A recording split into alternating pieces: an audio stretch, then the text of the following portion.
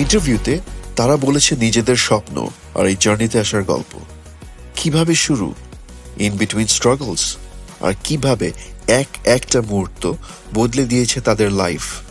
সে সবকিছুই তারা শেয়ার করেছে উইথ গ্রেস অ্যান্ড কনফিডেন্স।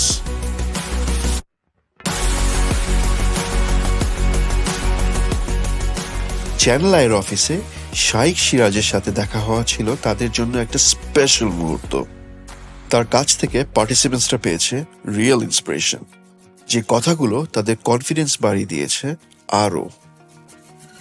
একটা জিনিস খুব ভালো লাগলো যে শাইখ সিরাজ স্যারের সাথে দেখা করে উনার অফিসে বসে মানে একটা খুবই ইনফর্মাল সেশনের মতো করে উনি আমাদেরকে অনেক কিছু বললেন। তো বর্ণিতা যে কথা বললো যে ওনাদের মতো গুণী মানুষজনকে আমরা টিভিতে দেখে আমি কখনো ভাবিও নি যে ওনাদের সাথে বসে কি কখনো সামনে দেখার সুযোগ পাবো।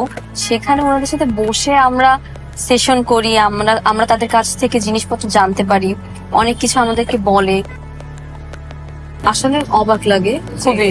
প্রচন্ড। তো